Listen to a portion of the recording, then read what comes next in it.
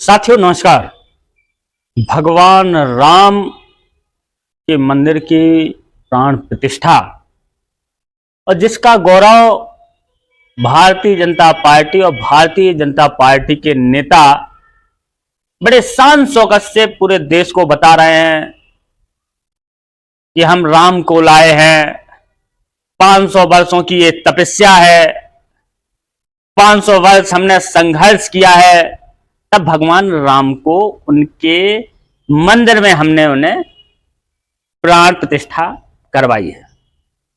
मंदिर में भगवान राम बैठे अच्छी बात है। भगवान राम हमारे भी आदर्श हैं, भगवान राम सबके आदर्श हैं। गांधी जी ने भी कहा था, रघुपति राघव राजा राम, पतित से पावन सीताराम, और सबके राम हैं।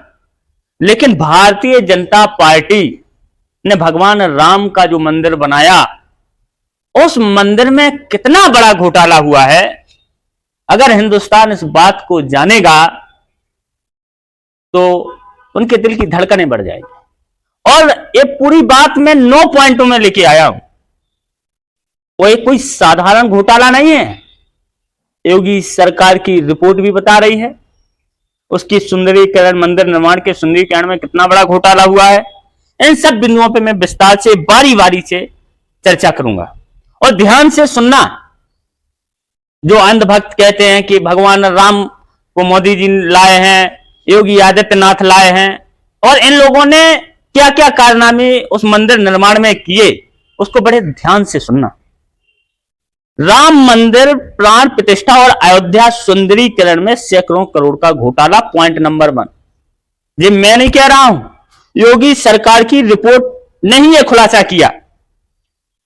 लेखा परीक्षा विभाग की रिपोर्ट आई है कि उसमें 250 करोड़ से अधिक का भ्रष्टाचार हुआ है, और वो भ्रष्टाचार हुआ है कुल 4305 कार्यों की अनियमितता, और जवाब में सिर्फ 102 मामले मिले हैं। यानी कि 102 मामले ऐसे हैं जिनमें पैसा हुआ है, और पैसा जो बजट खर्च किया गया वो किया गया 4305 कार्यों में। इसके बाद अब अगले चरण में हम जाते हैं। इन्होंने भ्रष्टाचार का जो मैंने बताया ना कि 9 चरण में हम इसको लेके आए। दूसरा चरण है कि कान्हा गौशाला में 1 मिनट में 2 ट्रक भूसा तोलने का फर्जी भुगतान इन लोगों ने। गाय, हिंदू धर्म में हम लोग उन्हें मां का दर्जा दिए। गौशाला जो उनका भोजन है, 2 ट्रक भूसे का, आप समझ जाइएगा कि ये कितने बड़े चोर हैं कि 2 ट्रक भूसा तोलने का फर्जी भुगतान इन लोगों ने करा दिया।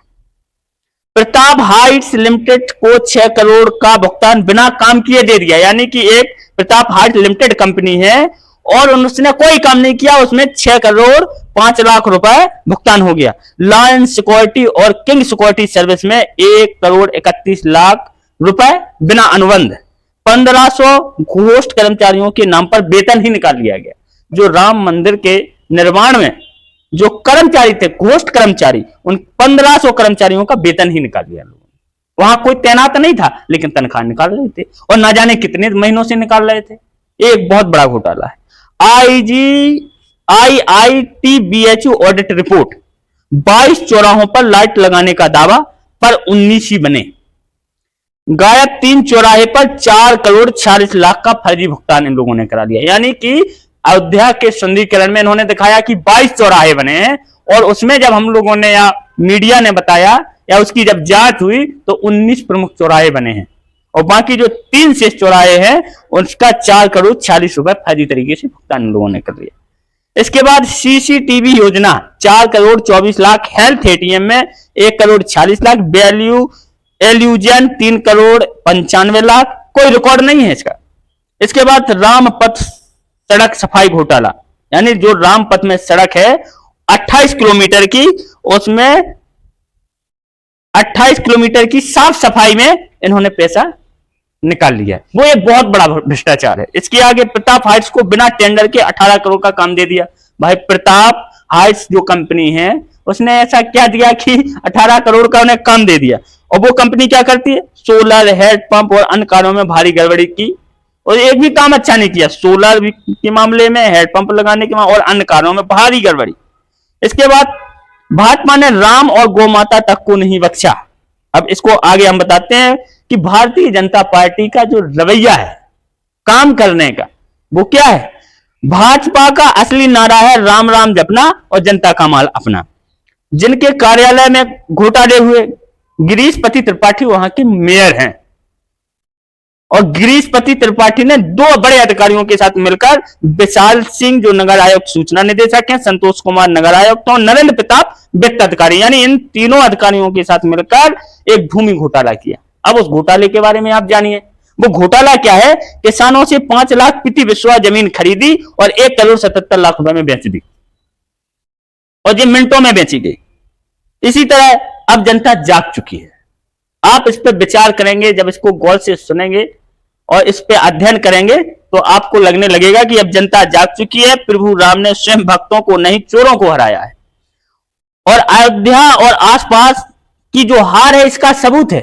आपको ज्ञात है कि 2024 में लोकसभा का चुनाव हुआ। भगवान राम अयोध्या से जब वनवास के लिए निकले, जो राम पथ गवन है, अयोध्या ये हारे, प्रतापगढ़ ये हारे, अमेठी ये हारे, प्रयागराज ये हारे, कौशाम्बी ये हारे, चित्रकूट ये हारे।